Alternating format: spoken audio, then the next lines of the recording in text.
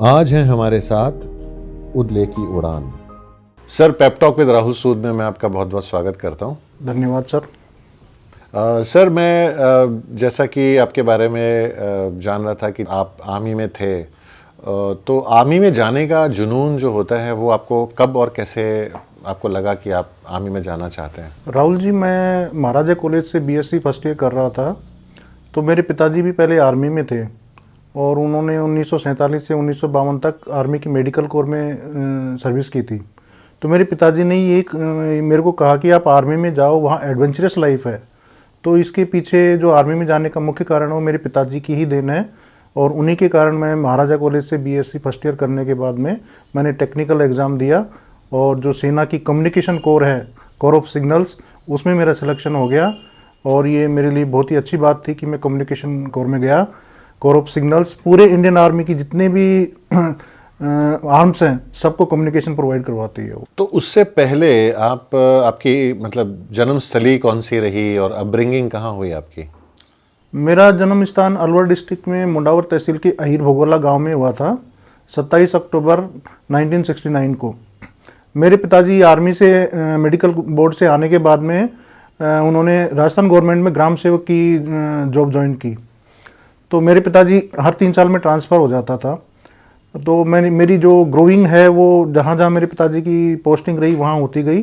शुरू में वो थानागाजी में थे अलवर डिस्ट्रिक्ट में, तो मेरी जो प्राइमरी एजुकेशन है वो थानागाजी में हुई। उसके बाद में अजबपुरा, नारायणपुर, झीरी और मुबारकपुर, यहाँ तक मिडिल क्लास की जो शिक्षा है वो पूरी हुई। उसके बाद में 9th और 10th में मेरे पिताजी ने मेरे को पढ़ने के लिए जयपुर पोद्दार स्कूल में भेज दिया। तो यहाँ गांव से आने के बाद में शहर की जो मैंने चकाचौंध देखी, तो यहाँ आने के बाद में मेरे का जुनून ये था कि कोई ऐसी जॉब पकड़ी जाए जिसमें कि एडवेंचरस लाइफ हो और आदमी का नाम भी हो देश। तो इसलिए जो पढ़ते पढ़ते फिर एकदम मैंने एनडीए एग्ज़ाम भी दिया था, लेकिन एनडीए में किसी कारणवश मेरा सिलेक्शन नहीं हो पाया और टेक्निकल कोर में मेरा सिलेक्शन हो गया था। तो मतलब आपको जो इंस्पिरेशन मिला वो बेसिकली आपके फादर से मिला? जी, मेरे पिताजी से मिला। मेरे पिताजी ग्राम सेवक की जब नौकरी करते थे तो उनको इतना इंटरेस्ट आता नहीं था, क्योंकि आर्मी में उस समय शॉर्ट सर्विस कमीशन 3 साल और 5 साल के लिए इनरोलमेंट होते थे। तो मेरे पिताजी 5 साल तक नर्सिंग की मेडिकल कोर में नर्सिंग असिस्टेंट थे। वो जब वहाँ से यहाँ पर आए तो उन्होंने हम 4 भाई हैं, तो मैं और मेरा छोटा भाई दोनों ही कोर ऑफ सिग्नल्स में गए थे। वो क्लरिकल साइड में गए थे और मैं कम्युनिकेशन साइड में गया था। तो हाँ, जो बेसिकली जो हमारा फैमिली बैकग्राउंड है वो हमारे पिताजी का भी आर्मी का ही था। इसलिए आर्मी में जाने का जुनून, जब मैं बीएससी फर्स्ट ईयर कर रहा था तो मैंने एनडीए की तैयारी की। एनडीए में नहीं होने के कारण फिर मैं अदर रैंक्स में आर्मी ज्वाइन की मैंने। तो जैसे मैं आम पब्लिक के लिए जैसे आपसे ये जानना चाहता हूँ कि आर्मी एक सिविलियन होने के बाद में जब आप आर्मी में जाते हैं तो आपको क्या लगता है कि लाइफ कैसे बदलती है? सिविल में कोई डिसिप्लिन नहीं होता है। जब मैं एक यंग था, 19 ईयर्स का जवान था और बीएससी फर्स्ट ईयर करते करते जब मैं आर्मी में गया तो वहाँ पर एक डिसिप्लिन वाली जॉब थी। सुबह 4 बजे उठा देना, फिर पीटी फिजिकल ट्रेनिंग होना, उसके बाद में फिर हम फील्ड में जाते थे। वहाँ पर हमको फायरिंग वगैरह सिखाई जाती थी, मैप रीडिंग सिखाई जाती थी। और जो सिविल की नौकरी है और आर्मी की नौकरी है, दोनों में बहुत डिफरेंस है। वहाँ पर आपको फिजिकली फिट होना बहुत ज़रूरी है। और हमारे जो इंस्ट्रक्टर होते थे आर्मी में, वो ये कहते थे कि तुम ट्रेनिंग में जितना पसीना बहाओगे, युद्ध के मैदान में उतने ही आप खून की बूंद बचाओगे। तो जो हमको वहाँ पर ट्रेनिंग मिली, वहाँ से एकदम कॉन्फिडेंस भी डेवलप हुआ और देश के लिए जो सेवा करने का जुनून था वो बढ़ता गया। जब मेरी जबलपुर में पहली ट्रेनिंग हो गई, मैं ऑपरेटर था, तो मेरी स्किल्स बहुत अच्छी थी। तो वहाँ पर क्या, ऑपरेटर स्पेशल्स की एक अलग से एग्ज़ाम होती है, उसमें वायरलेस जो कम्युनिकेशन होता है वो पढ़ना पड़ता है, मोर्स कोड होता है वो। तो उसमें मेरा सिलेक्शन हो गया। वो होने के बाद में जब फिर मैंने अगेन 1 साल के लिए जबलपुर में ट्रेनिंग की। जब मेरी complete military training, technical training complete हो गई, उसके बाद मेरे को पहली पोस्टिंग श्रीनगर में दे दी गई। जब 1990 में जब मैं श्रीनगर में मेरी पोस्टिंग हुई तो उस समय आतंकवाद चरम पर था। और जब मैं पहली बार जम्मू से श्रीनगर के लिए गया तो उस समय बहुत ज़्यादा स्नोफॉल हुआ था। और जब मैं श्रीनगर में गया तो यहाँ गर्म माहौल से एकदम ठंडे माहौल में गया तो मेरे को बहुत ज़्यादा कठिनाई का सामना करना पड़ा। और आतंकवाद भी चरम पर था, तो वहाँ पर अकेले घूम नहीं सकते थे। जो भी आर्मी के मूवमेंट्स होते थे वो कानवाई के साथ में होते थे, 3 आर्मी की गाड़ियाँ होती थी तभी वो मूवमेंट्स होते थे। और हमारी जो यूनिट थी वो भी ओल्ड एयरपोर्ट के ऊपर थी, 14 वायरलेस। तो वहाँ जब मैं गया तो वहाँ जाने के बाद में जो मेरे साथी थे उन लोगों ने मेरे को काफ़ी ट्रेनिंग दी, बोला कि ये मिलिटेंसी एरिया है, यहाँ पर आपको बहुत ही सावधानी के साथ में नौकरी करनी है।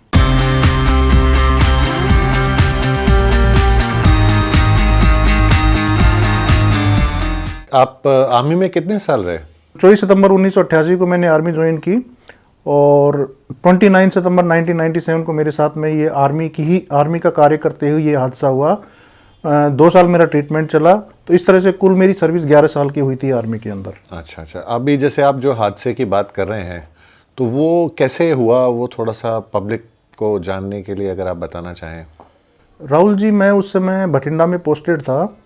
तो जो आर्मी के व्हीकल्स ख़राब हो जाते हैं, आर्मी के लैंग्वेज में उनको क्लास 5 व्हीकल्स बोलते हैं। 1 टन 3 टन मोटरसाइकिल या टैंक्स वगैरह जो ख़राब हो जाते हैं उनको सीओडी में जमा कराना पड़ता है। सीओडी डिपो होता है आर्मी का। बठिंडा का जो सबसे नज़दीकी सीओडी डिपो था वो दिल्ली कैंट में था। हम लोग 3 आदमी बठिंडा से आर्मी की जो क्लास 5 व्हीकल्स है वो लेकर के चले और 4-5 दिन में हम तुगलकाबाद यार्ड में आकर के पहुँच गए। तुगलकाबाद यार्ड में मैं बैठा हुआ था अपने डब्बे के अंदर, और जो मेरे साथ में सूबेदार साहब थे वो स्टेशन मास्टर के पास गए, क्योंकि हमको 4-5 दिन का समय हो गया था और जल्दी से जल्दी हमको सीओडी दिल्ली कैंट पहुंचना था। वो चले गए स्टेशन मास्टर के पास में, और पीछे से रेलवे वालों ने हमारे जो मालगाड़ी का डब्बा था उसको शंटिंग कर दिया। वो तो हमारी गाड़ियाँ आगे थी, पीछे का जो एरिया था वो ओपन था।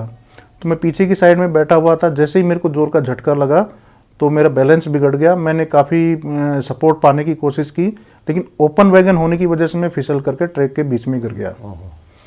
तो जैसे ही मैं ट्रैक के बीच में गिरा तो जो जिस मालगाड़ी में बैठा हुआ था उसके डिब्बे के दोनों व्हील्स मेरे पैरों के ऊपर से निकल गए। जब हमारे सूबेदार साहब को पता चला तो वो दौड़े दौड़े मेरे पास में आए, और उन्होंने मेरे को उस समय कुछ नहीं बताया कि आपके साथ में आपके दोनों पैर इसमें पटरी के नीचे आने से कट गए हैं। उन्होंने कहा कोई नहीं, अभी हम आपको बेस हॉस्पिटल दिल्ली ले चलते हैं। तो रेलवे की एम्बुलेंस और रेलवे के डॉक्टर को मैनेज करके उन सूबेदार साहब ने मेरे को बेस हॉस्पिटल दिल्ली पहुंचाया। बेस हॉस्पिटल में जैसे ही लेके गए सारे डॉक्टर्स मेरे चारों तरफ लग गए। उन्होंने मेरे को ग्लूकोज चढ़ाया, एंटीबायोटिक्स दी और तुरंत ही मेरे को ऑपरेशन थिएटर में भेज दिया। ऑपरेशन थिएटर्स में डॉक्टर्स ने मेरी सीरियसनेस को देखते हुए तुरंत मेरे को ओटी में लेके गए, और जीवन को बचाने के लिए उन्होंने मेरे जो दोनों पैर हैं वो घुटनों के जॉइंट्स के ऊपर से निकाल दिए। मैंने बाद में पूछा कि सर मेरे जो पैर हैं वो नीचे से कटे थे, आपने जॉइंट्स के ऊपर से क्यों निकाला? तो उन्होंने कहा कि बेटे इससे गैंग्रीन फैल जाती है और आपकी लाइफ सेविंग करना बहुत मुश्किल हो जाता, इसलिए हम आपको पहले इतने ऊपर से हमको आपके पैर निकालने पड़े। जब मेरा ट्रीटमेंट चला वहाँ पर दिल्ली में और मेरे घाव वगैरह भर गए, तो अपने आर्मी का एक हॉस्पिटल है आर्टिफिशियल लिम्ब सेंटर, ये पुणे में स्थित है। तो उन्होंने मेरे को पुणे में भेज दिया। वहाँ जो सैनिक जिनके अंग विच्छेद हो जाते हैं वहाँ पर कृत्रिम अंग लगाए जाते हैं। तो मैं जब वहाँ गया तो 1962, 1965 और 1971 और जो JNK में कार्य करने वाले सैनिक थे, किसी के पैर नहीं था, किसी के हाथ नहीं था, किसी के एक पैर एक हाथ नहीं था। वहाँ जाने के बाद में मेरे को पता चला कि जो आर्मी की नौकरी है वो बहुत ही रिस्की है, लेकिन देश सेवा के लिए अगर शरीर भी कुर्बान हो जाए तो कोई गम नहीं है। आपके जज्बे को सलाम सर कि आप आज भी उसी हिम्मत और जुनून के साथ लगे हुए हैं, और अभी आप SBI में मैनेजर हैं। तो आपका ये एक फेस था, आर्मी का फेस था, जहाँ पे आपके साथ इतना भयंकर हादसा हुआ। उसके बाद फिर आपने अपना जो स्ट्रगल है या जो जुनून है वो जारी रखा और आपने काफ़ी सारे एग्ज़ाम्स दिए। वो कैसे हुआ, उसके बारे में आप थोड़ा सा। राहुल जी, मेरे को पढ़ने का शौक़ तो आर्मी में ही था। आर्मी में रहते हुए मैंने BA किया था अपने राजस्थान कॉलेज से प्राइवेट, और आर्मी में रहते हुए मैंने IAS प्री एग्जामिनेशन दिया था। आर्मी से मैंने परमिशन ली और IAS प्री एग्जामिनेशन दिया। तो सारे ऑफिसर्स कहते थे कि ये जो उदयवीर है बहुत ही इंटेलिजेंट बंदा है, और वो लोग काफ़ी सपोर्ट भी करते थे। लेकिन कुदरत को कुछ और ही मंजूर था। आर्मी की नौकरी करते हुए आर्मी की ड्यूटी के दौरान ही मेरे साथ ये हादसा हो गया और मेडिकल डॉक्टर्स ने मेरे मेडिकल किया और मेरे को आर्मी के लिए अनफिट करके उन्होंने मेरे को घर भेज दिया।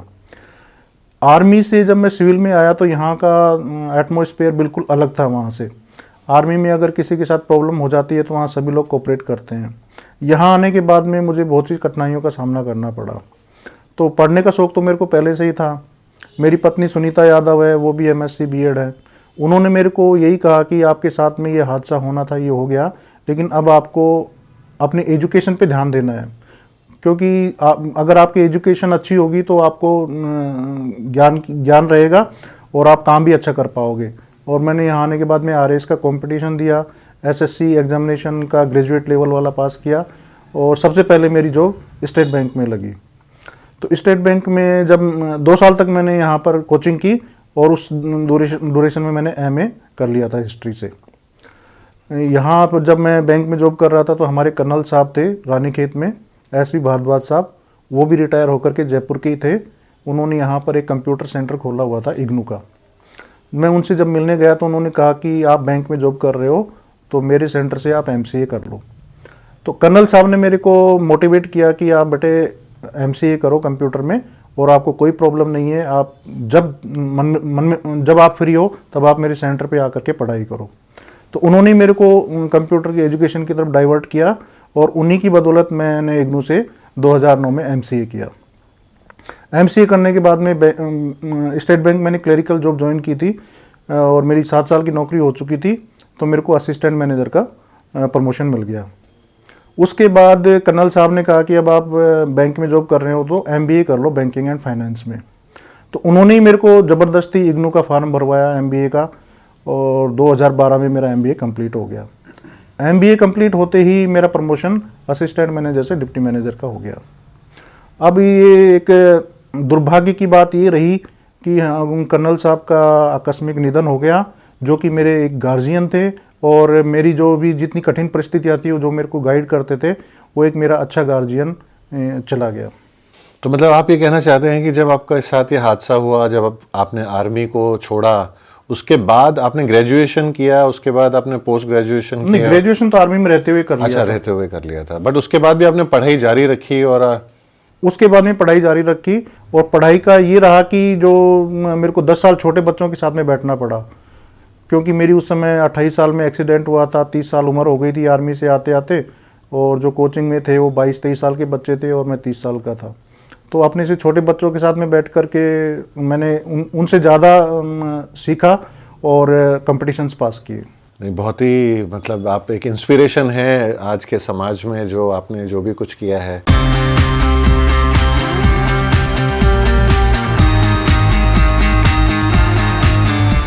कोरोना काल में भी काफ़ी लोगों की हेल्प करी, तो वो भी मैं जानना चाहूँगा कि किस तरीके से आप एक कोरोना वॉरियर के रूप में आगे आए। जी राहुल जी, ये आपने बहुत ही अच्छा सवाल किया है। जब पूरा विश्व कोरोना महामारी के कारण बंद हो गया था, हर जगह त्राही त्राही मची हुई थी, उस समय मेरे अंदर की जो सामाजिक कार्य करने की क्षमता है वो बलवती होती गई। मैंने देखा बहुत से जानवर, बेजुबान जानवर हैं, वो भूखे प्यासे घूम रहे हैं, तो मैंने अपने घर के बाहर पानी की टंकी की व्यवस्था की, अपने जो पेड़ हैं उन पे परिंदे बांधे और गायों को सुबह चारा देना, और जो ज़रूरतमंद जो हमारे घर पे आ जाते हैं उनको कुछ राशन वगैरह भी वितरित किया। और मैंने अपने 2 दिन का वेतन प्रधानमंत्री राहत कोष में दिया, ताकि जो कोरोना के समय, जो कठिन समय में जिनको हेल्प की ज़रूरत है, उन तक वो मदद पहुंच सके। एक चीज़ मैं और जानना चाहता हूं कि जैसे आपके साथ ये हादसा हुआ और आप एक आर्मी से सिविल में आ गए आप, तो यहाँ पे लोगों की जो सोच होती है वो क्या होती है, या उसमें आप चाहते हैं कि कुछ परिवर्तन आए?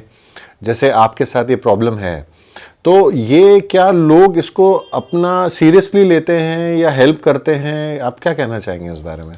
ये राहुल जी, आपने एक बहुत ही अच्छा क्वेश्चन किया है। जब मेरा एक्सीडेंट हो गया और मैं सिविल में आया, तो मेरे को अपने भारत के नागरिकों से ये उम्मीद थी कि एक भारतीय सैनिक होने के नाते वो मेरी मदद करेंगे, लेकिन यहाँ आने के बाद में मैंने उल्टा ही पाया। अपने आप को जहाँ भी मैं किसी ऑफिस में जाता था तो मेरे को वो व्यवहार नहीं मिलता था जो मैं एक्सपेक्ट करता था, या जो एक आर्मी का जवान एक्सपेक्ट करता है। यहाँ जब आने के बाद मैंने मेडिकल डिसेबिलिटी सर्टिफिकेट के लिए अप्लाई किया, तो मेडिकल जो डॉक्टर्स हैं उन्होंने भी मेरे को सही मेडिकल की डिसेबिलिटी है वो सही नहीं दी। मेरी आर्मी ने 100% डिसेबिलिटी दी है, लेकिन यहाँ राजस्थान की जो मेडिकल सर्विसेज है उन्होंने 41% ही मेरे को दी है। और ये केस मैंने आर्मी को लिखा है कि जब मेरी 100% डिसेबिलिटी है तो सिविल में मेरे को 41% क्यों दी गई है। तो जो सैनिक हैं उनके साथ में नागरिकों का रवैया बदलना चाहिए और उनकी मदद करनी चाहिए, क्योंकि जब वो यहाँ सो रहे होते हैं तो सैनिक अपने बॉर्डर्स के ऊपर ड्यूटी दे रहे होते हैं। ना केवल सैनिक सर, मैं तो ये कहना चाहता हूँ कि जो दिव्यांग हैं उनके लिए एक सोच बदलनी बहुत ज़रूरी है लोगों की। हाँ, बहुत ज़रूरी है सर। दिव्यांग जो है ये शब्द अपने आप में ही बड़ा विचलित कर देने वाला है, क्योंकि मैं जब एक अट्ठा कट्टा जवान था और मेरे दोनों पैर चले गए, और यहाँ आने के बाद में जब मैंने बहुत से अपने साथ जो दिव्यांग साथी हैं उनसे मुलाकात की, तो वो भी काफ़ी सिस्टम से त्रस्त थे, उनको जो फैसिलिटी है वो नहीं मिल रही थी। तो ये जब पूरा समाज इस सोच को बदलेगा तभी दिव्यांगों के साथ, दिव्यांगी नहीं, जो भी मतलब डिफ़िकल्टी में होते हैं आदमी, उनके साथ में अच्छा व्यवहार होगा, उनके साथ में मित्रता पूर्वक अगर आप व्यवहार करेंगे तभी वो आगे समाज पूरा आगे एक साथ बढ़ सकता है। हाँ, समाज पूरा एक साथ बढ़ सकता है, क्योंकि हम भी समाज के हिस्सा हैं। बिल्कुल बिल्कुल सही कह रहे हैं सर। जैसे आपने जो इतना डिफ़िकल्टीज अपनी लाइफ में फेस करने के बाद आप उससे उभर के आज इतनी अच्छी पोजीशन पे हैं, तो मैं ये चाहता हूँ कि एक समाज को आप क्या मैसेज देना चाहते हैं? मेरा बहुत तगड़ा संघर्ष रहा है साहब। 18 साल तक मैंने कंटिन्यूस संघर्ष किया है, उसके बाद में आज ये सफलता दिखाई देती है। जब मैं बिल्कुल पढ़ाई करता था उस समय भी किसी का साथ नहीं मिलता था। तो मैं जो आज के युवा हैं या जो पीढ़ी है उनको मैं यही कहना चाहता हूँ कि हर एक रात के बाद में एक सवेरा होता है। तो आप लोग, कठिनाइयाँ आती हैं, कठिनाइयाँ जीवन का हिस्सा है, सुख दुख जीवन का हिस्सा है, इनसे घबराना नहीं चाहिए, क्योंकि भगवान ने जो अपने को ज़िंदगी दी है उसने अपने हिसाब से दी है। जब कठिनाइयाँ आती हैं तो उन कठिनाइयों को हमको झेलना है और उनसे टक्कर लेनी है। इन कठिन परिस्थितियों में भी हौसला बुलंद रखना है और आपको घबराना नहीं है। मैं आज के युवाओं को यही संदेश देना चाहता हूँ कि वो छोटी छोटी बातों पर आत्महत्याएँ कर लेते हैं, तो वो ऐसा कदम नहीं उठाएं और जो समस्याएँ हैं उनका डट करके मुकाबला करें। आपसे अच्छी इंस्पिरेशन और क्या हो सकती है। और वैसे भी 15 जनवरी को आर्मी डे है, और क्योंकि हमारा शो जो है वो वीकली शो है, तो ये बहुत अच्छा टाइम रहा कि आपसे इंटरव्यू करने का मौका मिला। इसी नोट के साथ मैं आपसे इजाज़त चाहता हूँ। Thank you so much. आपका बहुत बहुत धन्यवाद।